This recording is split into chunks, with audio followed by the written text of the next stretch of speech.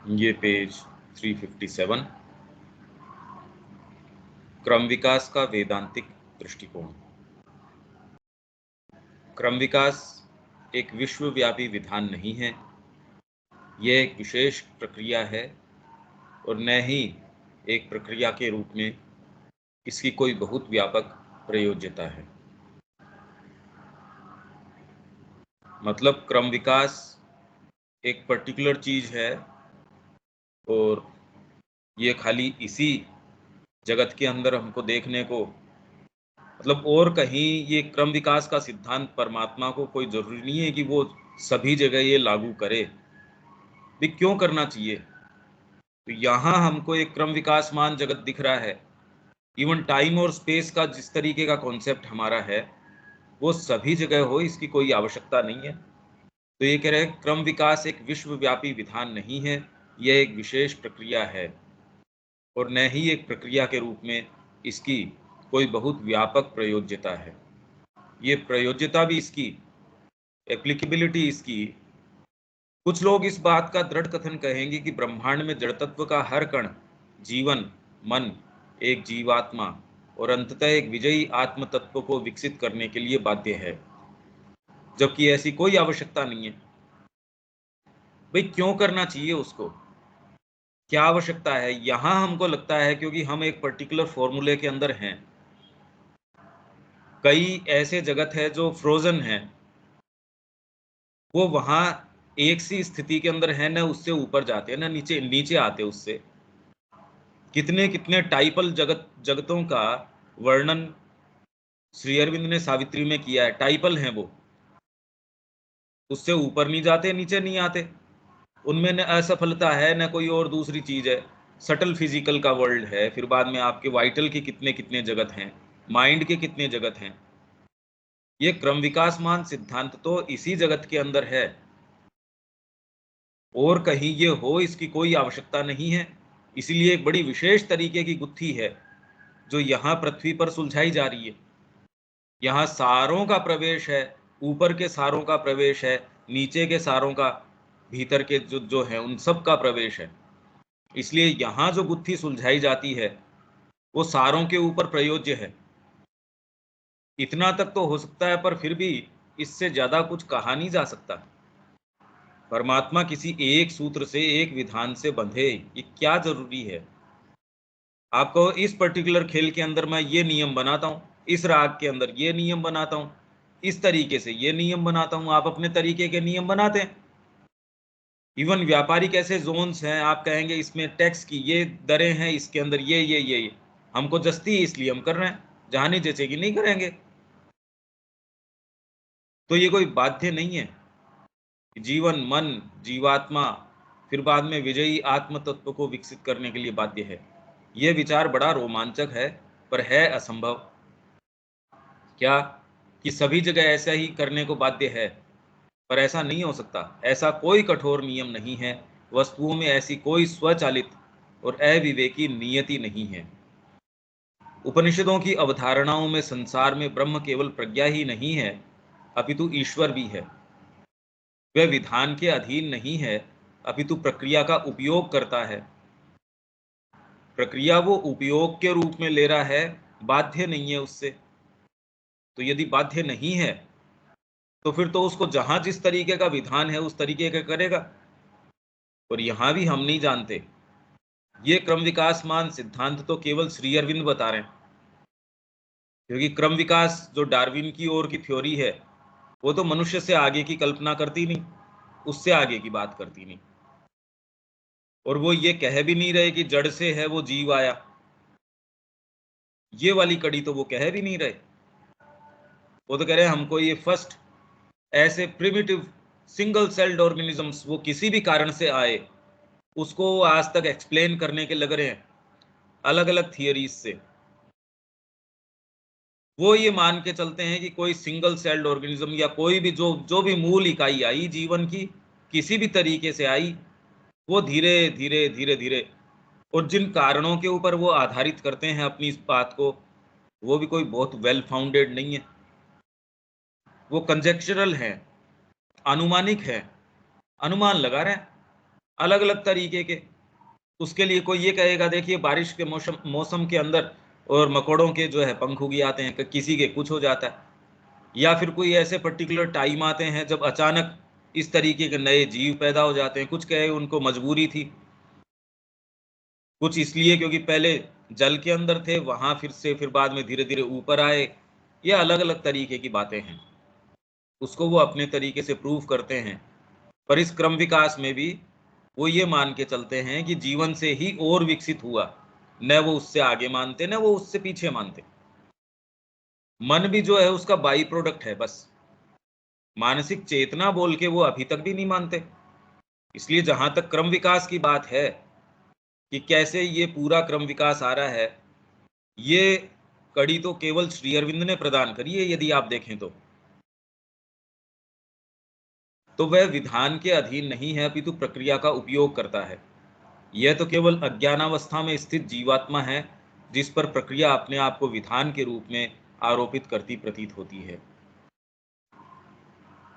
वहीं दूसरी ओर ब्रह्म के पास चयन और परिसीमन की सर्वशक्तिमान शक्ति है।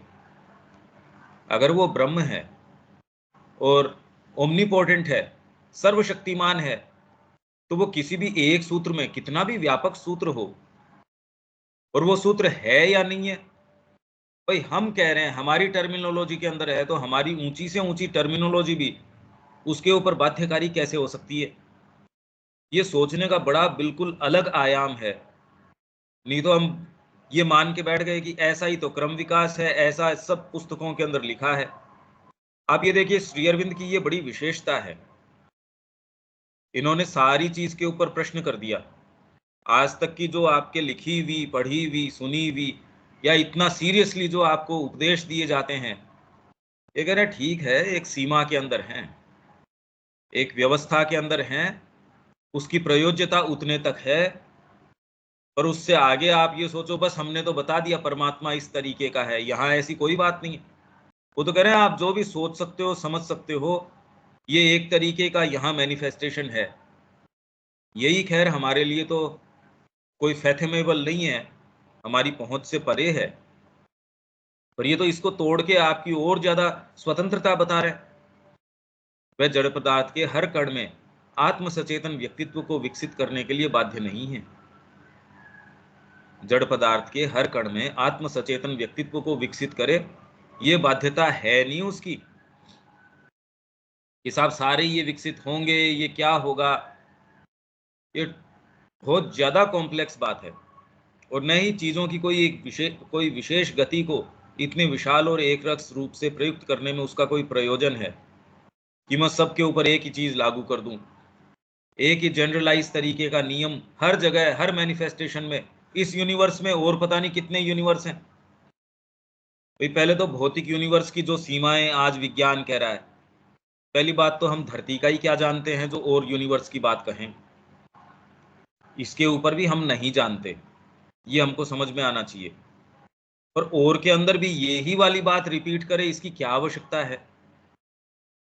विकसित होकर उसे कुछ भी हासिल नहीं करना है, विकसित न होने से कुछ भी खोने को नहीं है। अगर पत्थर पड़ा है, पड़ा है।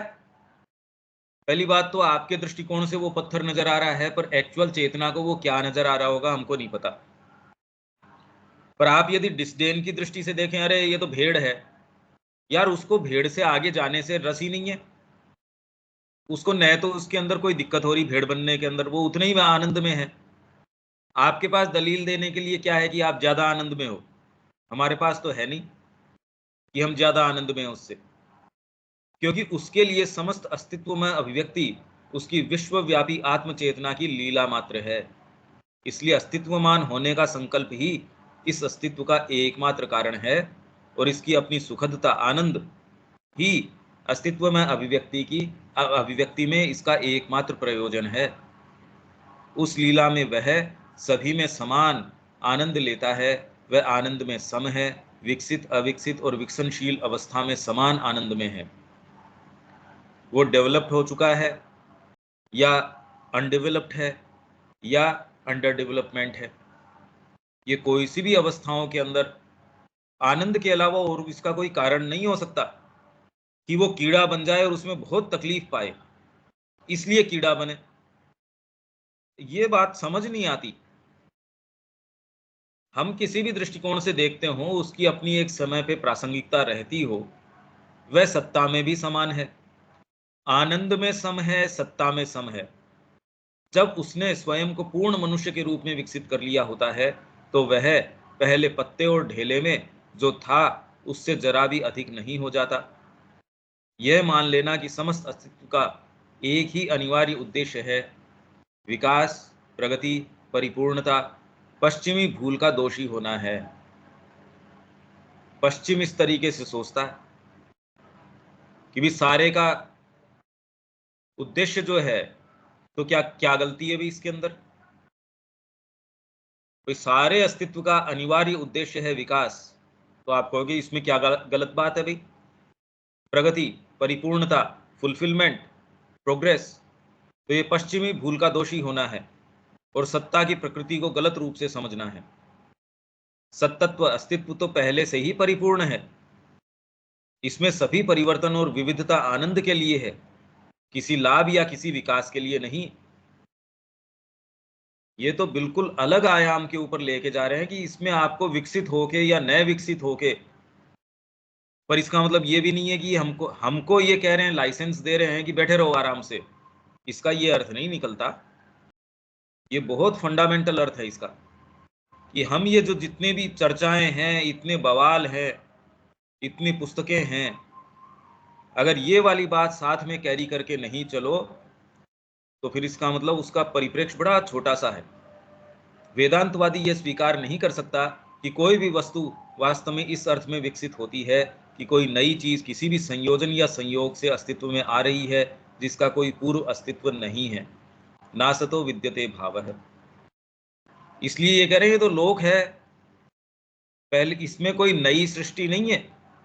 परमात्मा पूर्ण का पूर्ण है, एक कण के अंदर भी पूर्ण है। इसलिए यहां वेदांत का जो जो गणित है, वो तो ये पूर्ण में से पूर्ण निकालो तो पूर्ण ही बचता है, पूर्ण के अंदर पूर्ण जोड़ो तो पूर्ण रहता है। मतलब सारी चीज पूर्ण है। ऐसा नहीं कि पहले अपूर्ण थी अब धीरे धीरे पूर्ण हो रही है, ये गलती वो पहले दिन से ही नहीं कर रहे। ये तो खाली ठीक है, एक लीला है। जो नहीं था वह अस्तित्व में नहीं आ सकता। ब्रह्म की क्रीड़ा अपने वास्तविक स्वरूप में एक क्रम विकास नहीं है, अपितु एक अभिव्यक्ति प्रकटन है। यह किसी ऐसी चीज को जोड़ना नहीं है जिसकी कमी थी, या किसी ऐसी चीज को विकसित करना नहीं है जो अस्तित्वमान नहीं थी। नहीं तो त्रिकाल दृष्टि कैसे हो सकती है? मैं अस्तित्वमानवाद के अंदर कैसा हूं, ये त्रिकाल दृष्टि से देख लिया। हाँ, पर इसके अंदर और दूसरी चीजें भी प्रवेश कर सकते हो आप। ग्रेस उसको लाके, एक और हायर विधान है उसको लाके देख लिया होगा। फिर नारद जी ने कहा यहां तक तो नजर आ रहा है, इसके आगे का पता नहीं। अभी तो केवल उस चीज का प्रकटीकरण है जो छिपी हुई है। हम जो होंगे वह हम पहले से ही हैं फंडामेंटली। भाई आप ज्यादा से ज्यादा विकसित हो के क्या होगे, आप तो परमात्मा स्वयं हो। पर इस चीज को एक्चुएट करना है। जो जड़ पदार्थ में अभी भी भावी है वह आत्मा में वर्तमान विद्यमान है। इसको यदि एट हार्ट हम लें इस सारी बात को, ये हमारे कितने बंधनों को तोड़ देता है। सोच समझ के, विचार के, और जो इतना कोलाहल है शब्दों का कि ऐसा तो होता ही है, आध्यात्मिकता ये है, आध्यात्मिकता ये है। भारतीय संस्कृति ने कभी अपने आप को बांधा ही नहीं किसी कंसेप्शन से। बस उसने जो साक्षात्कार किया उसको बिल्कुल निष्ठावान तरीके से उतना रख दिया, उसका विवेचन नहीं। इसलिए वेद आज भी फ्रेश हैं, विवेचन नहीं कर रहे, वो तो जो है उसको सामने रख रहे हैं। ठीक है, यहां तक ये सेंटेंस इसमें कोई सा नहीं समझ में आ रहा, या कोई ऐसा विवेक? हाँ जी देविका जी। पंकज भाई, एक ऊपर है, Brahman in the world is not only prajna but Ishwara. प्रज्ञा। ये डिफरेंस अच्छा, इंग्लिश में प्रजना लिखा है। हाँ वो तो बस, हाँ ठीक है। हाँ जी, तो ये डिफरेंस क्या है प्रजना और प्रज्ञा और ईश्वरा में? प्रज्ञा तो बुद्धि से आप सोचते हो कि ऐसे हुए, ऐसे विचार कर रहे हो। वो तो प्रक्रिया के अंदर आ गई प्रज्ञा तो। और ईश्वर है, मैं चाहूं वैसे करूं, भाई मैं ईश्वर हूं, ये वाली राग गाऊं या नहीं गाऊं। जो ईश्वर नहीं है वो उस आपकी राग का विवेचन तो अच्छे से कितने भी भले तरीके से करो, पर यही वाली राग गानी ये तो मैं खुद तय कर सकता हूं, ईश्वर तय कर सकता है इस बात को।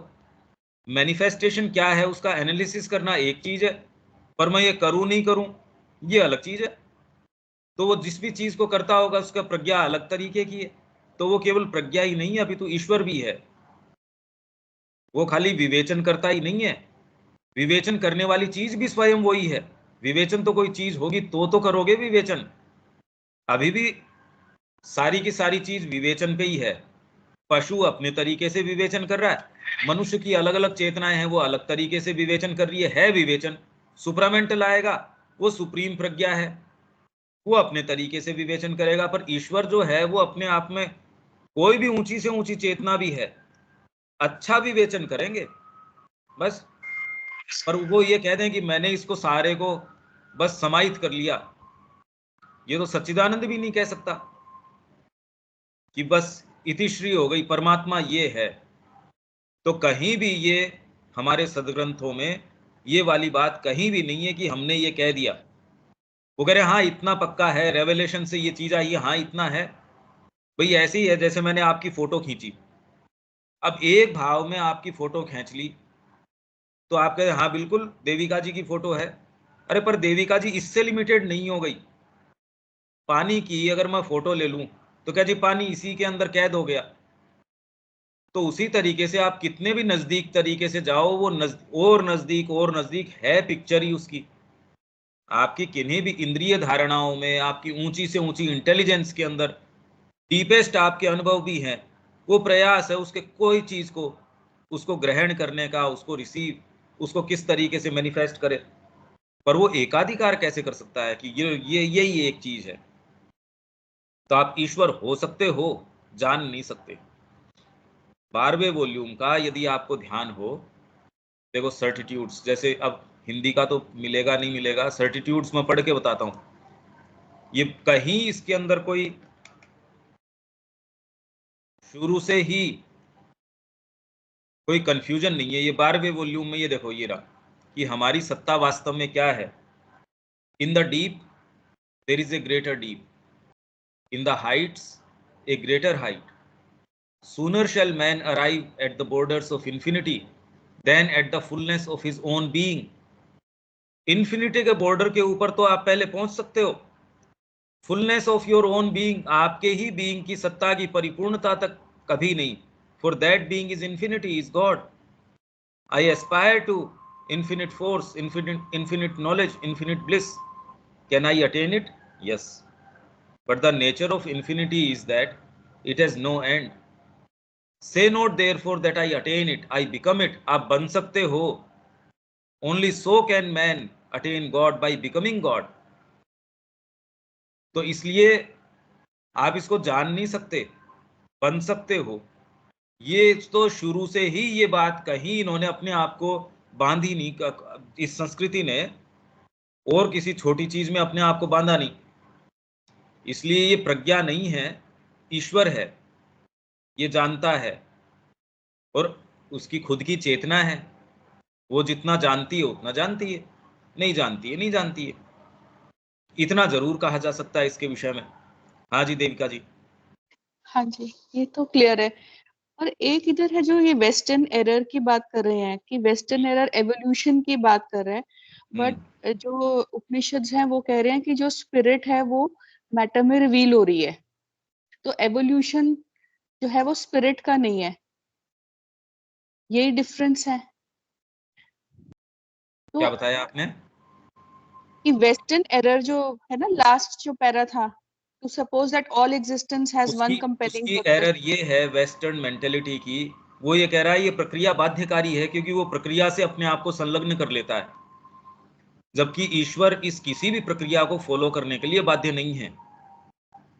और ये इसी संदर्भ में मैंने आपको ये बताया कि ये तो जो डार्विन की भी थ्योरी है वो जड़ तत्व को पहले शुरू में मान नहीं रहा, वो तो लाइफ को, ठीक है, एक ग्राउंड बना दिया। पहले तो अर्थ के ऊपर एटमॉस्फेयर भी नहीं था, ये भी नहीं था।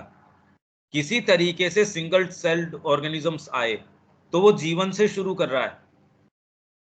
यहां जो हमारा जो कंसेप्शन है, श्री अरविंद तो सुपर कॉन्शियंट को कह रहे हैं कि वो बिल्कुल नेसेंस के अंदर जहां अपना विपरीत बन गया, वहां से धीरे धीरे फिर बाद के अंदर वो इनकॉन्शियंट बना, उससे सबकॉन्शियंट बना।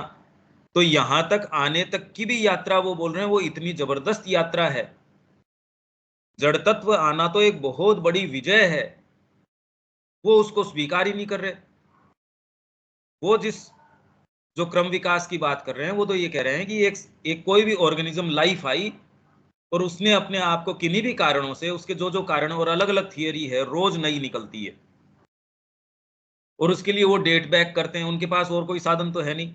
ये जीवाश्म हमको मिला, ये इतने साल पुराना है, ये इतने साल पुराना है। फिर बाद में एवोल्यूशन, बहुत तरीके की डॉक्यूमेंट्रीज हैं जो कैसे इवोल्व कर रहे हो, इसमें आंखें कैसे हुई, आपके हाथ नाक कान, फिर बाद में इंद्रियां, मूवमेंट, ये सारे के सारे वो आपको ट्रेस बैक कर रहे हैं। माइंड का किस तरीके का स्ट्रक्चर है, वो सारा ट्रेस बैक कर रहे हैं। माइंड का क्या, ब्रेन का कर रहे हैं बेसिकली वो तो। पर वो ये नहीं मान रहे, ये क्रम विकास कहाँ, वो तो कह रहे हैं सिंगल सेल से आया और वो धीरे धीरे उसी के कॉम्प्लेक्सर फॉर्म आए। और जो सर्वाइवल ऑफ द फिटेस्ट, ये थ्योरी आज तक भी ये कह रहे हैं, सर्वाइवल ऑफ द फिटेस्ट, जो सबसे फिट है वो सर्वाइव कर जाता है। तो प्रकृति नई नई चीजें लेके आती है, और वो नया आने का कारण ये कहते हैं क्योंकि कई बार जैसे हम मौसम चेंज होता है तो देखते हैं किसी के पंख आ रहे हैं, दीमक के पंख आ रहे हैं, या बिहेवियरल पैटर्न है वो पशुओं का चेंज हो जाता है। ऐसा ही मनुष्य में रहा होगा। अब पीछे तो और कैसे जाके आए, टाइमलाइन के अंदर पीछे ये अपहीवल्स रहे होंगे। कुछ ने फिर बाद में ये थियरीज ये निकाली, अपहीवल ऑन अर्थ। ये पुस्तक ज्योग्राफी की भी है कि पृथ्वी के ऊपर उल्का ऐसे आते रहे हैं, मीटियोराइट्स है और हैं, और ये ऐसी स्थिति नहीं रही। ये जितने एलिमेंट्स हैं वो यहाँ नहीं रहे, पता नहीं कहाँ कहाँ से आते रहे हैं, क्या क्या इसका जो इतिहास रहा है। तो उनका ये कहना है कि ऐसे बाध्यकारी तरीके से ये तो ग्रो करेगा ही करेगा, क्योंकि वो आत्मा को तो मान ही नहीं रहे। वो आत्मा को या कोई परमात्मा ऐसी चीज है जो इन चीजों से बाध्य नहीं है, उसको नहीं मान रहे। वो तो बंधन में मान रहे हैं इसको कि ये चीज ऐसी है तो ये तो चलेगी भी आगे, इसका और कोई उपाय नहीं है, ये कह रहे हैं वो। ये पश्चिम की भूल भूल ये है कि उन्होंने एक फॉर्मूले के अंदर इसको ढाल दिया कि ऐसा होगा, ये बाध्यकारी है, ये भूल है। एक्यूरेट को इग्नोर कर दिया। तो किसी भी उसके फॉर्मूले में आप कैसे कैद कर सकते हो इस चीज को। हाँ जी, ठीक, क्लियर है। और कोई सेंटेंस बाकी क्लियर है। बाकी हेलो, हाँ दीपक। एक बार अपने अभी 2-4 दिन पहले क्लास के अंदर में उसमें पूछना रह गया था कि वो जो अब उसमें अंकल जी बोले थे कि मैटर ट्रांसफॉर्म हो जाएगा, जैसे ह्यूमन किसी ने भी आगे बढ़ करके मैटर को ट्रांसफॉर्म कर दिया तो फिर सारे पशु जगत वगैरह भी ट्रांसफॉर्म हो जाएंगे। सुप्रामेंटल के आने से यहाँ की इक्वेशन, हाँ हाँ धरती की, हाँ पर ये तो हमको इस सारे बंधन से तोड़ के ये कह रहे हैं जो क्रम विकास का वेदांतिक सिद्धांत है, ये तो ठीक ही बात है भाई। आप कहीं भी जाके इस पृथ्वी के जड़ जगत की बात कर रहे हो, दूसरे ग्रहों के ऊपर भी सुप्रामेंटल का असर होगा नहीं होगा, क्या कोई जरूरी थोड़ी है ये। तो हाँ, ये नहीं फॉर्मूला दूसरे आपको ग्रह पे मार्स नहीं, के ऊपर भी लागू होगा, और यहाँ भी पृथ्वी क्या पे। होगा क्या नहीं होगा। हाँ, ये जरूर है कि वो चेतना आके और दूसरों को प्रभावित करेगी भी। इस बारे में तो श्री अरविंद का जब एक्चुअल में आएगा उसमें देखेंगे।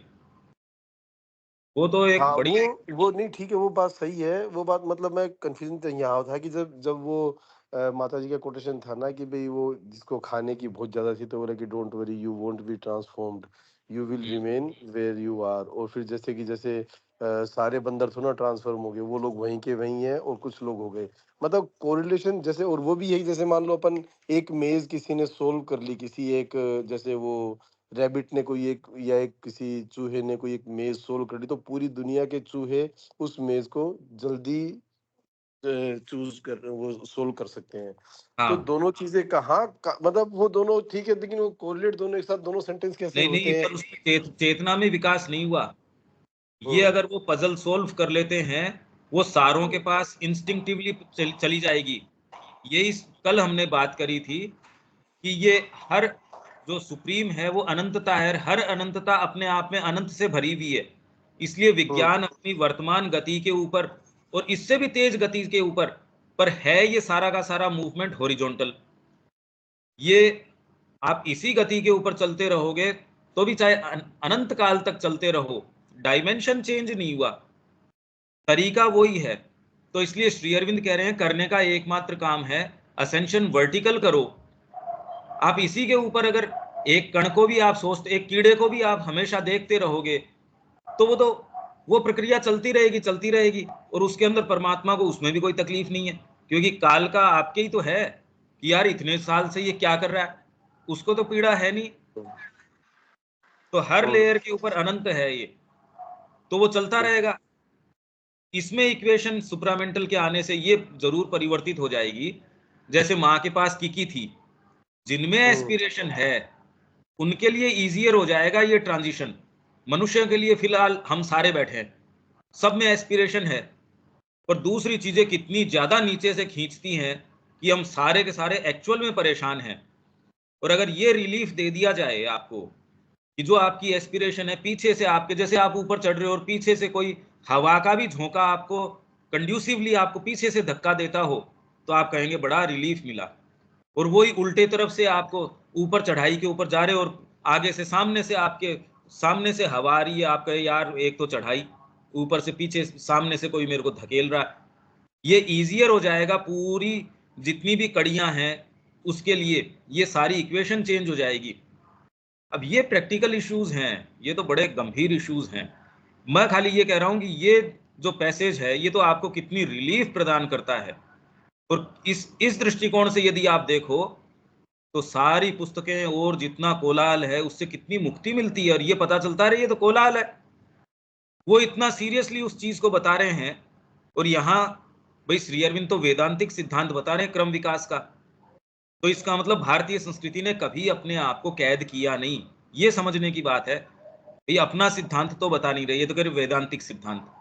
और अगर इसके मायने हम इसको लें तो बड़े रिलीफ देते हैं ये साइकोलॉजिकली। इससे प्रैक्टिकली तो खैर हमको क्या मिल जाएगा क्या नहीं मिल जाएगा, साइकोलॉजिकली बड़ा रिलीफ मिलता है कि ओहो ऐसी बात तो नहीं है।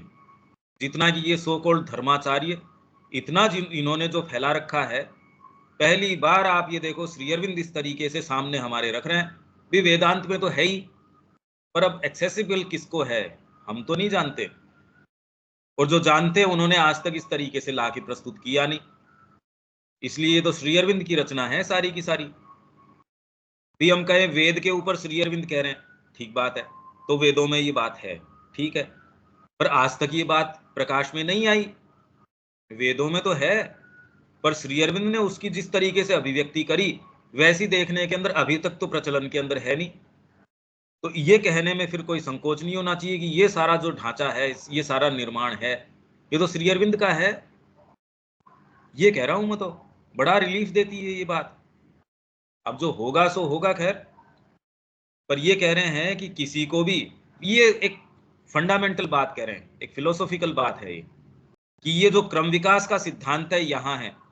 और इनफैक्ट स्टेयर केस जो सावित्री में बता रहे हैं, वहां प्राण के जगत के अंदर प्राण प्रधान है, मन के जगत के अंदर मन प्रधान है, यहाँ जड़ भौतिक जगत है। इसलिए आप विचार भले ही कितना भी कर लो, एस्पिरेशन कितनी भी कर लो, शरीर को थोड़ी कोई एक दिन में मान जाता है। मेरे में कितनी भावनाएं आ गई, शरीर का ढांचा तो वैसा का वैसा ही है। मन के अंदर मैं अपने आप को कल्पना करूं कि मैं विश्व के बराबर फैल गया हूं, कल्पना में तो कोई दिक्कत नहीं है, पर शरीर तो मेरे रूम के अंदर बैठा है, चेयर के ऊपर बैठा है, वैसे बैठा है। यहाँ शरीर रोक लेता है सारी चीजों को, यहाँ दुर्ग है आपका, सेफ्टी भी है। यहाँ श्री अरविंद एक फंडामेंटल बात कर रहे हैं कि ये ही इसी तरीके का क्रम विकास सब जगह हो, ये कोई आवश्यकता नहीं है, क्योंकि परमात्मा बाध्य नहीं है किसी भी एक फॉर्मूले के अंदर। बस इतनी बात कर रहे हैं, ये क्रम विकास का जो वेदांतिक सिद्धांत ये कह रहे हैं। बाकी तो यहाँ जो सुप्रामेंटल की बात है वो इस सेटअप के अंदर जो एक भाई हम इस सेटअप को मानते हैं, और ये भी खाली श्री अरविंद कह रहे हैं, और तो कोई कह नहीं रहा। ये जितनी सुप्रामेंटल की या और कोई भी चर्चाएं हैं, ये तो एकमात्र श्री अरविंद कह रहे हैं, बाकी तो किसी ने इस तरीके की बात करी नहीं। तो ये हमको पर्सपेक्टिव में रखना पड़ेगा कि यहाँ एक फंडामेंटल बात कर रहे हैं, वो खाली इस पर्टिकुलर अभिव्यक्ति से सीमित नहीं है। यहाँ की जब हम पर्टिकुलर इसी की बात करेंगे तो इसके अंदर फिर बाद में धरती के ऊपर उसका टच होना, धरती के ऊपर जितने भी तत्व हैं उन सारों की इक्वेशन के अंदर कैसे क्या फर्क आएगा हम नहीं जानते। पर डेफिनेटली मनुष्य के आने से पशु जगत के अंदर कुछ फेरबदल हुआ है, वनस्पति जगत के अंदर कुछ फेरबदल हुआ है, क्योंकि मनुष्य ने कृषि करी है, नई नई चीजों का उसके अंदर हाइब्रिडाइजेशन किया है। वो जो प्रकृति पहले कर रही थी उन्हीं प्रक्रियाओं को देख के उसने उसको फास्ट किया है, धीरे किया है, जो भी हस्तक्षेप जरूर किया है। ये तो तब है जब मनुष्य कोई बहुत अच्छी चेतना है नहीं है, सच उसका बेचारे का कमांड है नहीं। उससे ज्यादा कमांड तो जिसके अंदर ओकल्ट कोई चीज होगी वो किसी भी चीज से दूसरी चीज बना सकता है। वहीं कोई दूसरी चेतना ऐसी आ जाएगी जो डिवाइन के उस चीज के ऊपर सर्वशक्तिमत्ता, सर्वज्ञता और सर्वव्यापिता इसके ऊपर आधारित होगी। उससे इक्वेशन अब वनस्पति जगत की कैसी रहेगी, पशु जगत की किस तरीके की रहेगी। वर्तमान में मनुष्य ने इनका दोहन किया है, तो सारी इक्वेशन के अंदर जो मानसिक चेतना है, आप मनुष्य को छोड़ दीजिए, मानसिक चेतना ने इसमें नए रूपों को डेफिनेटली पैदा किया है। तो अतिमानसिक चेतना जो वो कह रहे हैं कि जो अगर पशु में और मनुष्य के अंदर आप कितना बड़ा डिफरेंस देखते हो, उससे मच मच लार्जर डिफरेंस मनुष्य के अंदर और अतिमानस के अंदर होगा, जो हम सोच नहीं सकते, कल्पना नहीं कर सकते। तो वो स्थापित हो गए इनकी सारी कड़ियों को कितना जबरदस्त रूप से कर सकता है, ये तो बिल्कुल अप्रत्याशित है। यहाँ इसी जगत में हम देखते हैं कि कितनी कितनी शक्तियां हैं, उनको काम में लेके इनकी कड़ियों को आप रूपों को फेरबदल कर सकते हैं। समय में जो साईं बाबा कर ही रहे थे, कैसे किसी को ट्रेवल करवा रहे थे, कोई स्थान की आवश्यकता नहीं, उसके अंदर कहा तू इस गेट के अंदर घुस जा, वो गेट में घुसा, ऑस्ट्रेलिया ही पहुंचा वो तो गेट के अंदर घुस के।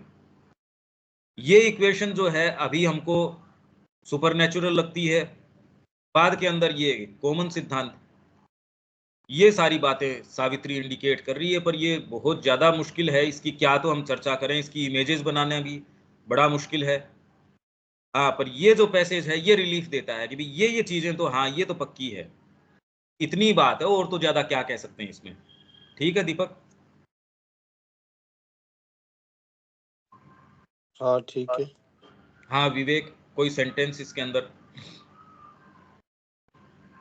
नहीं भैया, ठीक है। रविकांत जी?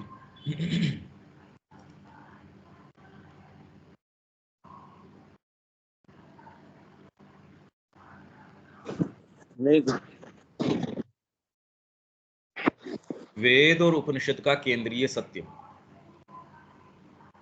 यह ज्ञान ही है जो हमारे बंधनों को ढीला करता है। इसके जो अब जो पढ़ा है हमने, उसके विचारों पे यदि आप थोड़ा कंसंट्रेट करेंगे और इसके जो निष्कर्ष निकलते हैं उसके ऊपर अपने पूर्वाग्रह अगर नए लगाएं, भाई इसके जो निष्कर्ष निकलते हैं वो हमारे लिए बड़े आउटलैंडिश होंगे। मतलब हम ये देखेंगे यार ये क्या निष्कर्ष निकल रहे हैं, हम जो निकल रहे हैं सो निकल रहे हैं।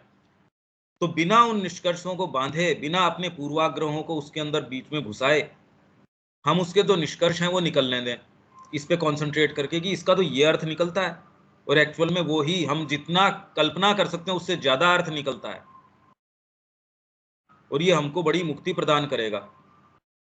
जो स्पेशली ये जितने जो आध्यात्मिकता या ये इस नाम से जो प्रचलन में है, इससे तो बड़ी निजात मिलेगी।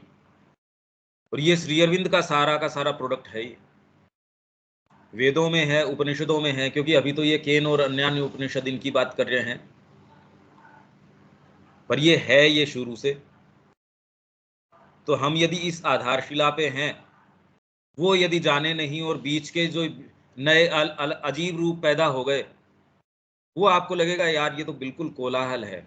और वो कोलाहल तब शांत होगा जब आप इसके ऊपर कंसंट्रेट करके इसके जो मायने निकलें निकलने दो ना, उसमें डरने की क्या जरूरत है, निकलते रहेंगे मायने।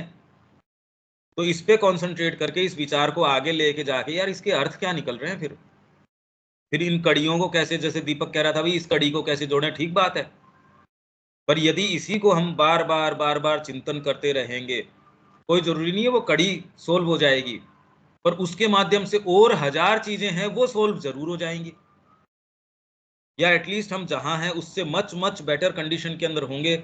ऐसे मुद्दों को हम अप्रिशिएट कर पाएंगे कि अच्छा श्री अरविंद ने तो हम जो कल्पना नहीं कर सकते वो सारी की सारी चीजें कह रखी हैं, तो हम ये समझ पाएंगे कि ये कह क्या रहे हैं। अभी तो ये जो कह रहे हैं वो एक्चुअल में उसका फ्रेमवर्क बनाना या उसके विजुअलाइजेशंस बनाना भी हमारे लिए मुश्किल है कि बात क्या है, हम हैं कहां। वेद और उपनिषदों का केंद्रीय सत्य, सेंट्रल ट्रूथ, यह ज्ञान ही है जो हमारे बंधनों को ढीला करता है, जो इंद्रिय ज्ञान को काटकर छिन्न भिन्न कर देता है और जगत विमोहन की शक्ति को दूर कर देता है, जगत विमोहन की शक्ति को दूर कर देता है। यही मैं कह रहा हूं कि यदि आप इसके ऊपर जो अभी हम पढ़ के गए, या कोई भी जो श्री अरविंद कह रहे हैं, पहली लाइन ही उनको आपको बड़ी रिलीफ देती है। ये शब्द तो आपके हर जने के आ ही जाएगा, यार इसने बड़ा मेरे को तो रिलीफ प्रदान करी, नहीं तो मैं तो परेशान हो रहा था। मान लीजिए आपको किसी ने ये कह दिया कि आपके कोई ऐसी बीमारी डायग्नोस हो गई जो लाइलाज है, अब आप बड़े परेशान हो, और कोई एक दूसरा जाता है कि अच्छा ये है, वो हो इसी के लिए परेशान है, अरे ये तो बिल्कुल ठीक है, हम कर देंगे ठीक। कितनी रिलीफ मिलती है। अगला कह देगा थोड़ा समय लगेगा, उसने कहा कितना भी समय लगो कोई खास बात नहीं है, ये तेरी बात नहीं, मेरे को तो बड़ा रिलीफ किया इसने। वैसे ये जो ज्वर है हमारा सारा का सारा, और इसमें कोई आपके श्री अरविंद के अलावा दूसरा कहीं कोई आपको इसमें रिलीफ प्रदान करता नहीं, यदि आप ध्यान से देखें तो ये ज्ञान ही है जो हमारे बंधनों को ढीला करता है, जो इंद्रिय जाल को काटकर छिन्न भिन्न कर देता है और जगत विमोहन की शक्ति को दूर कर देता है। मुक्त होने के लिए हमें अंतर्भास से, इंट्यूशन से अंतः प्रकाशन तक जाना होगा। इंट्यूशन के बारे में हमारे कुछ ये श्री अरविंद के हमने पढ़े भी थे। अब ये जो शब्द आए इसमें, अब ये इससे विवेक से है अपेक्षा, इनके बारे में हमारी जो क्लासेस हुई वो कहाँ उनकी किसमें ये प्रॉपर डिस्कशन हुआ, इसका अंतः प्रकाशन का, इंट्यूशन का, यदि उनको याद हो तो तुरंत फिर बाद में भी आज ये चीजें हुई, इससे संबंधित ये क्लासेस हैं, उनको रिव्यू किया जा सकता है, क्योंकि हमको रोज तो याद नहीं रह सकती वो, तो वो किसी के लिए भी बड़ा इंपॉर्टेंट हो जाएगा। हमें उस ज्ञान का प्रत्यक्ष बोध करना होगा जिसकी की अंतर्भाषात्मक बुद्धि स्मृति है। स्मृति, इंट्यूशन, हमें उस ज्ञान का प्रत्यक्ष बोध करना होगा जिसकी की अंतर्भाषात्मक बुद्धि स्मृति है। मतलब भाई इंट्यूशन आपको आ गया, कोई इंट्यूशन आपके आ सकता है, पर अंतः प्रकाशन एक बिल्कुल अलग तरीके की चीज है। मेरे को माँ का ही काम करना है, अब ये कोई कारण से मैंने माँ की मुखछवि नहीं देखी, न मेरे को उससे कोई लाभ, न मेरे को कोई उससे कोई चीज लेनी, न कोई इससे मेरे को कोई ध्यान नहीं लगा, मेरे को कोई इसके अंदर कोई समाधि नहीं लगी, और फिर भी मैं उनके पीछे जा रहा हूं कि मेरे को इन किन्हीं भी कारणों की कोई आवश्यकता नहीं है कि माँ मेरे को ये दें तब माँ की मैं सेवा करूं या उन पे विश्वास करूं, ऐसा मेरे को कोई आवश्यकता नहीं है डीप डाउन। तो इससे क्या फर्क पड़ता है, आजीवन मैं तो बिका हुआ हूं। अब ये बात कोई कौन सी चीज ला देगी, इसका मतलब डीप डाउन आपकी अंतरात्मा को कोई ना कोई रेवलेशन जरूर है, उसका कोई साक्षात्कार अवश्य है। हमें उस ज्ञान का प्रत्यक्ष बोध प्राप्त करना होगा। अब उसको हमको लाके यहाँ स्थापित कर देना होगा, क्योंकि हमारे भीतर सचेतन अनुभव की अभी तक अजागृतताओं पर तहे हैं, मतलब लेयर्स पे लेयर्स हैं अजागृत। इसलिए वर्तमान में आपको श्रद्धा के आधार के ऊपर चलना पड़ता है। अजागृत है, अगर ये जागृत हो तो श्रद्धा है सच की आवश्यकता नहीं है, फेथ कि भी मेरे माइंड में तो ये कोई चीज नहीं आई, पर इस फेथ के आधार पे जड़वादी है वो, जड़ तत्व के आधार के ऊपर फेथ है कि ऐसा करूंगा ये काम हो ही जाएगा, नहीं तो काम कुछ भी नहीं हो सकता। जिन्हें हमें अपनी प्रकृति की संभावनाओं की परिपूर्ति के लिए अभी सक्रिय करना बाकी है, इन आंतरिक क्षेत्रों में हम सुषुप्त हैं, सोए हुए हैं, पर मनुष्य जाति की संपूर्ण गति इन केंद्रों के जागरण की ओर है। विज्ञान तब त्रुटि में होता है जब वह कल्पना करता है कि मनुष्य हमेशा से और हमेशा के लिए एक तर्क बुद्धि संपन्न पशु है और तर्क बुद्धि ही उसके विकास का अंत और शिखर है।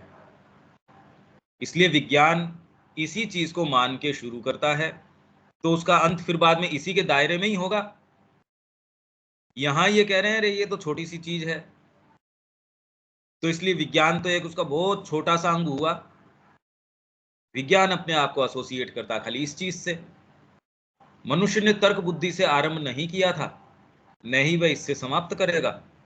हमारे भीतर वे क्षमताएं, शक्तियां हैं जो तर्क बुद्धि को अतिक्रम कर जाती हैं और हमारी जागृत चेतना के लिए सोई हुई हैं। ठीक वैसे ही जैसे जीवन धातु में, चेतना वृक्ष में, तर्क बुद्धि पशु में सोई हुई है, ये उसके अंदर सोई हुई है। ये अंतर आ गया। देखिए आप, यदि क्रम विकास का, डार्विन का या आज तक जो प्रचलन में सिद्धांत है वो ये कह रहे हैं जीवन धातु में, वो नहीं मान सकते इस चीज को, क्योंकि फंडामेंटली चीज ही अलग है। धातु जड़ तत्व है, जीवन तत्व बिल्कुल अलग है। वो तो नहीं कह रहे कि धातु के अंदर से आया, ये कह रहे हैं लेटेंट है उसके अंदर, क्योंकि चेतना रूप की बात नहीं कर रहे। चेतना अपने रूप बना लेती है, वो रूप की बात कर रहे हैं, उससे पीछे चेतना की बात नहीं कर रहे। तो मानसिक चेतना आएगी, वो अपने रूप पैदा कर लेगी। ये तो हम बार बार कह ही रहे हैं। ये मनुष्य आए तो ये सारी चीजें लेके थोड़ी आए थे। आज जो विज्ञान ने जो चीजें, जो तंत्र है, जो जितनी भी आपकी व्यवस्थाएं हैं, शिक्षा की, चिकित्सा की, व्यापार की, या जो भी उसने डेवलप करे, मकान के तरीके, आपके यातायात के तरीके, जो भी उसने जितनी भी टेक्नोलॉजीज विकसित करी हैं, कोयले से ऐसे एनर्जी बनेगी, फिर बाद में आपके पेट्रोल से, या फिर इससे ये नहीं रहेगा तब फिर बाद में सोलर से हम बना लेंगे। ध्यान से देखने की बात ये, किसी भी चीज से एनर्जी बन सकती है। अगर ये नहीं होगा कोई और चीज से बना लेंगे। जोरदार बात ये है कि मन क्रिएट कर रहा है। ये जब तक हम नहीं समझते, हम प्रक्रिया के ऊपर बाध्य हैं, जबकि वो मन प्रक्रिया पे बाध्य नहीं है। वो सीधे क्रिएट कर सकता है, वो इशारे मात्र से क्रिएट कर सकता है। हम सोचते हैं प्रक्रिया के कारण हम ये काम कर रहे हैं, जबकि वो कोई प्रक्रिया है नहीं। आपको कंफर्टेबल लगे इसलिए वो आप प्रक्रिया के ऊपर कह देते हो, आप स्वीकार कर लेते हो। हाँ, हम जानते हैं भी, ठीक है मोबाइल काम कर रहा है, पर इसमें आवाज आ कैसे रही है, यही आप 100 साल पहले जाओ, आपके लिए तो बिल्कुल चमत्कार है कि ये क्या है। पर अभी आपको लगता है हाँ ठीक है, क्योंकि आपको लगता है हमने इसको एक्सप्लेन कर दिया। अरे तो भारतीय संस्कृति तो सारी की सारी चीज पहले से एक्सप्लेन करने की लग रही है, पर क्योंकि आपके जो मानक है, जो देखने के तरीके हैं, उनमें नहीं आती, इसलिए सही नहीं है। ये तो कोई बात नहीं हुई। हमारा क्रम विकास समाप्त नहीं हुआ है, हमने महान यात्रा अभी आधी भी संपन्न नहीं करी है। और ये बात अच्छी है। अगर ये कह दिया जाए कि ये क्रम विकास आपके और मेरे जैसे लोग पैदा करने के लिए क्रम विकास ये किया गया, तो भाई ये तो भगवान की कल्पना की बड़ी दरिद्रता है। ये तो कोई अच्छा कवि, अच्छा कोई लेखक वही ऐसे मनुष्य की या ऐसे मैनिफेस्टेशन की कल्पना नहीं करेगा। ये कोई कल्पना है कि हमारे जैसे जीव उसने पैदा कर लिए और फिर बाद में कहे यही अल्टीमेट हैं। अभी आधी भी संपन्न नहीं हुई। आधी क्या, अभी तो सुप्रामेंटल से तो महाश्री अरविंद कह रहे शुरुआत होगी। वो तो पहली कड़ी है, जब थोड़ी सेंसिबल चीज आएगी। और यदि अब हम बुद्धि को शुद्ध करने और तर्क बुद्धि को उसकी चरम क्षमताओं तक ले जाने का प्रयास कर रहे हैं, तो ऐसा इसलिए ताकि हम आवेग और कामना, स्वार्थ और पूर्वाग्रह और हठ धर्मी असहिष्णुता की निम्नतर गतियों को रोक सकें, जो अंतः प्रकाश के मार्ग में खड़ी हैं। अभी तो अल्टीमेटली सारा प्रयास ये है कि जिस पशुता को हम ढो रहे हैं उसके ऊपर थोड़ा कपड़ा ढक दें, बस, कि ढकी ढकी आए, वो कपड़े के अंदर से छन छन के आती रहे। बाकी अल्टीमेटली सारा आपका जितना भी प्रयास है वो ये है कि इस पशुता को इतना उखाड़ो मत। आपके एथिक्स यही काम कर रहे हैं सारे इसी का। और सो कॉल्ड आध्यात्मिकता है, वो तो आध्यात्मिकता है ही नहीं, खैर, कि वो तो इन मुद्दों को मुद्दा ही नहीं मानती। वो टेक्निक्स है किस चीज की, भाई इतनी माला जप लो, ठीक है, वो बिल्कुल ठीक है, पर वो कोई ये बातें तो बताता ही नहीं। जब तर्कसंगत बुद्धि इन चीजों में के विचार और अभ्यास से शुद्ध हो जाती है, तब वह मन से उठकर चेतना के उच्चतर स्तरों में जाने और वहां अपने आप को एक कहीं अधिक शक्तिशाली गति में खो देने के लिए तैयार हो जाती है, जिसे उसकी महानता और पूर्णता के कारण ऋग्वेद में महस और वेदांत में विज्ञान कहा जाता है। वेद में सरस्वती के द्वारा महान समुद्र को जागृत किए जाने का यही तात्पर्य है। सेंट्रल नोशन ऑफ वेद हम बार बार पढ़ चुके।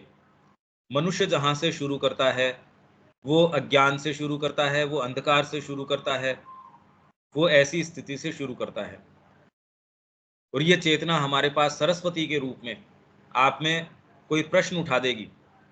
अगर ये प्रश्न नहीं उठा रही, जीवन के वर्तमान ढांचे के अंदर आप पूरा उतना ही रस लाभ ले रहे हो और उसमें कोई भी कॉम्प्रोमाइज तरीके की चीज है, तब तक अब इसका मतलब ये वाली चीज आई नहीं। भाई इंडिकेशन क्या है इसका, ये आई या नहीं आई, ये आती है तो ये इसके ये इंडिकेशन है। जैसे मरुत के रूप में आ सकती है वो, उसका इंडिकेशन है शाइनिंग वेपन। वो इंतजार नहीं करते, वो बहुत एकदम तेजी से आपका काम कर जाएंगे। मेरे को ये घर नक्की करके ये तो माँ के लिए चलना है यार, मैं थोड़ा इंतजार कर रहा हूँ इसके ग्राहक 4-5 अच्छे आ जाएं, तो पता चला कि वो जो लोग आपको रोकने वाले हैं वहां वो शक्तियां इतनी पावरफुल हैं, 1 सेकंड भी अगर आप वहां कदम रखते हो वो उठा के ले जाएंगी आपको। जैसे वो एक बच्चे को, ये कई ग्रुप्स इस तरीके के हैं, हम तो नहीं जानते पर ऐसे ग्रुप्स हैं, और जब माँ ने लिखा है इस बारे में तो वो जैसे कोई ऐसी विचित्र कोई चीज पहन रखी है या कुछ कर रखी है, आपने उन पे ध्यान किया, उनको देखा, देखते ही स्पेशली बच्चों को ज्यादा वो उसके पीछे हो लिया, वो तो सम्मोहित हो गया, वो ले गए। अब वो पेरेंट्स है वो माँ के पास आए कि माँ ये तो ऐसा हुआ इस बच्चे के साथ, तो उन्होंने कहा हाँ ठीक बात है, मैं एक बहुत स्ट्रॉन्ग फोर्स छोड़ रही हूँ, वहां चले जाओ, बच्चा भागता आएगा, उसको लेके पीछे मुड़ना मत, भागते ही रहना, 1 सेकंड की भी जो है देरी मत करना, इंतजार मत करना। उन्होंने वैसा किया और वो उस जाल से बाहर निकल के आ गए। तो ये जो चीजें इस तरीके की हैं, अगर आप सोचो इंतजार करो कि बस मेरा ये हो जाए फिर मैं ये कर लेता हूं, ये वाली बात आपको एक रात भी नहीं निकालने देगी, क्योंकि वो तो ऐसी चीजें हैं, यूनिवर्सल चीजें हैं भैया आपके अंदर। आप सोचते हो आपकी शक्ति सामर्थ्य से आप कर लोगे, ठीक बात है, गिवन रिसोर्स के ऊपर आपको अभी लगता है मेरे में ये संकल्प है, वो पांव के नीचे की जमीन ही हटा देंगे, तो आप में कितना भी फोर्स हो क्या कर लोगे आप उसके अंदर। ये जब चीजें उदित होती हैं वो फिर बाद में एक साथ उसको आमूल परिवर्तित कर देती हैं।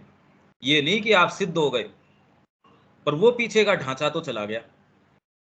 तो पावक नह सरस्वती महो अर्णस चेतयेति, हमारे अपने योग में इस मांग का यही औचित्य है कि इससे पहले कि मनुष्य ज्ञान प्राप्त करे, कामना को निष्कासित कर देना होगा। और इसका मतलब ये नहीं कि जी आप शुरू करो तो कामना चली गई, आप सिद्ध तो पहले ही हो गए। फंडामेंटली ये आप संकल्प कर लेते हो कि अब तो मैं करूंगा तो माँ के लिए ही। इससे ये नहीं है कि आप अभी कोई 20 साल कोई आपके सामने भोजन आया उससे आप देख के आपको रस नहीं आता होगा, उसमें आपकी इंद्रियां जो पहले करती थी वो दौड़ न पड़ती होंगी, इनफैक्ट ज्यादा दौड़ पड़ती होंगी। जब आप संकल्प करते हो कोई चीज का, तो देखो पहले कभी वो 20 साल में दिमाग में ही नहीं आई यार मेरे को जरूरत ही नहीं इस चीज की, जिस दिन संकल्प करते हो सारे दिन रह रह के वही चीज दिमाग में आ रही है। उस व्यक्ति से कभी मिले नहीं, अरे उसकी खबर आई उसकी मृत्यु हो गई, अरे मैं तो सारे दिन उसी के बारे में सोच रहा था, सपना भी उसी का ही आया। तो एज इफ कोई चीज आपका खंडन करने का, उसी चीज को रीइंफोर्स करने का प्रयास करती है। तो पहले इसको फंडामेंटली, मतलब ये संकल्प कहीं से, आप इसको किसी भी तरीके से कह सकते हैं।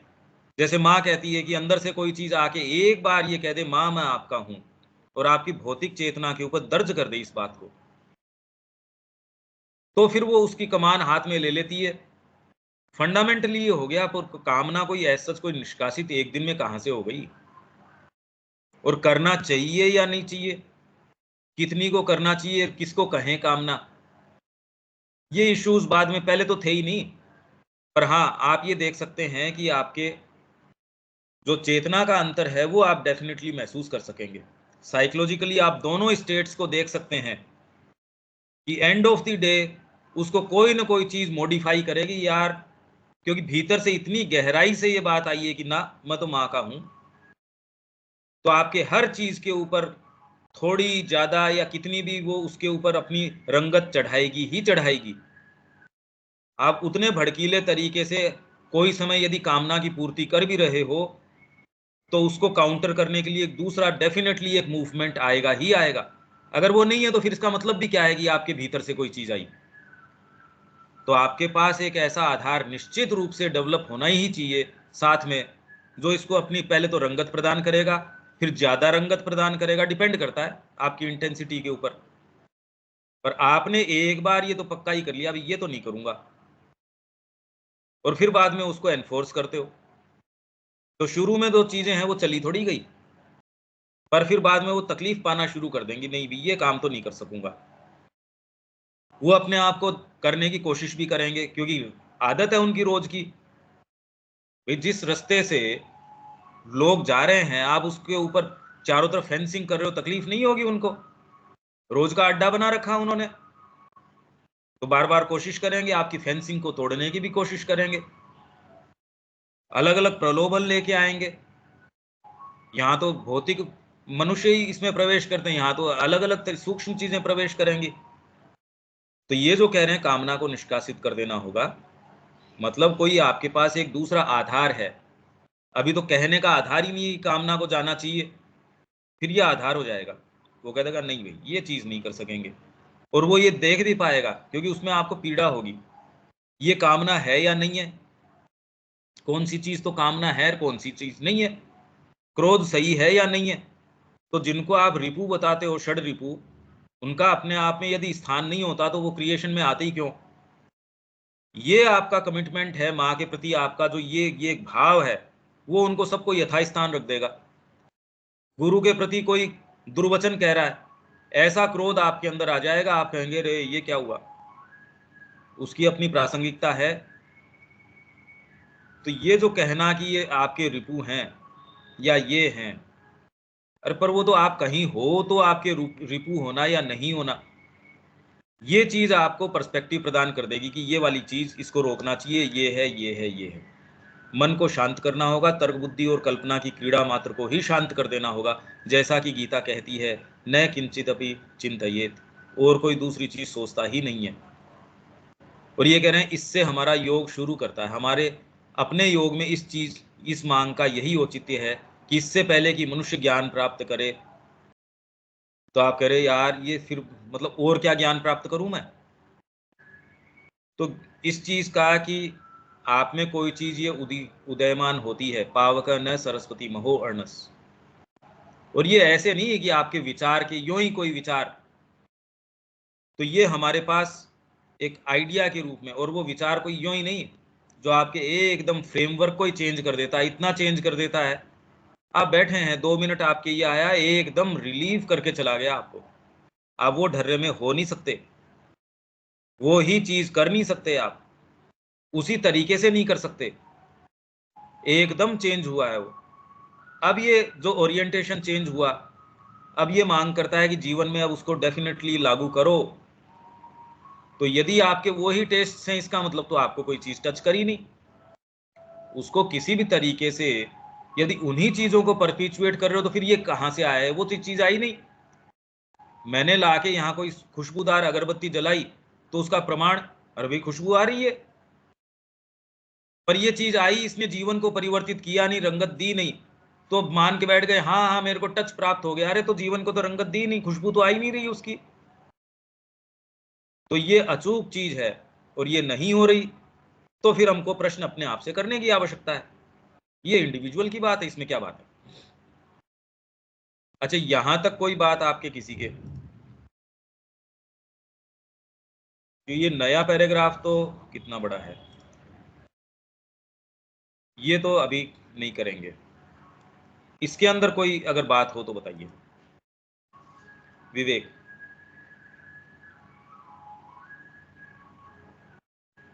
कोई बात नहीं भैया। आप देख रहे हो कहाँ हमको लेके जा रहे हैं ये। आप कितनी भी ध्यान की टेक्निक्स कर लो, ये जो श्री अरविंद जिन वाइडनेसेस के अंदर, हम कोई भी ये नहीं कह रहा कि हम समझ रहे हैं, हम ये भी नहीं जानते वो कह क्या रहे हैं, पर हम जितना इसका गस्सा तोड़ के चबा पा रहे हैं उसका आनंद बहुत है। पूरी रोटी कितनी होगी, पूरा पर्सपेक्टिव कितना होगा, हम नहीं जानते। वो ये कह भी रहे हैं या नहीं कह रहे हैं, हम कोई नहीं कह रहे कि ये डेफिनेटली वो यही बात कह रहे हैं, ये भी नहीं जानते। जितना भी कह रहे हैं वो वर्तमान बंधनों को तो तोड़ देता है, ये तो निश्चित है, हमारे सोच को, समझ को। तो आप कितना भी और भी गहन ध्यान भी कर लोगे, इससे गंभीर ध्यान कैसे हो जाएगा। ध्यान करने का मुद्दा तो अब दिया है इन्होंने, ये देखो ध्यान करने के जो मुद्दे हैं वो तो श्री अरविंद प्रदान करते हैं। अलग से ध्यान कहां से कर लोगे। ये जो इतनी बेवकूफी की टेक्निक्स जो लोग करवाते हैं ध्यान के नाम से, वो तो आपको अपने आप पे केंद्रित कर देते हैं। यहां ध्यान केंद्रित करो, ये करो, त्राटक करो, ये वाली चीज करो, और हो तो केंद्रित अपने आप के ऊपर ही, उसमें केंद्रीकरण तो चेंज नहीं हुआ। यहां जो श्री अरविंद ने दिया है ये तो एकदम आपके बीइंग को कितना वाइडन कर देता है, इसकी कल्पना मात्र भी वाइडन कर देती है। अब तो इससे अच्छा ध्यान और क्या हो सकता है। इसके बजाय कोई कहते यार मैं क्यों 2 घंटे खराब करूंगा, इसकी बजाय तो इसी के ऊपर और कॉन्टेम्पलेट करूंगा, सारे समय इस पे रहूंगा, फिर मैं 15 मिनट क्यों करूंगा इसके ऊपर, सारे दिन ही करूंगा।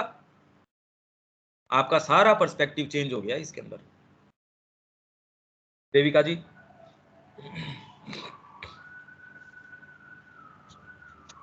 हाँ जी, बिल्कुल पंकज भाई, मैं तो ये भी सोच कि जैसे लिखा मन को शांत करना होगा और डिजायर्स को निकालना, तो मैं सोचूं कि सबसे पहली चीज फंडामेंटल है कि हमारा पर्पस क्या है लाइफ के अंदर, गोल क्या है।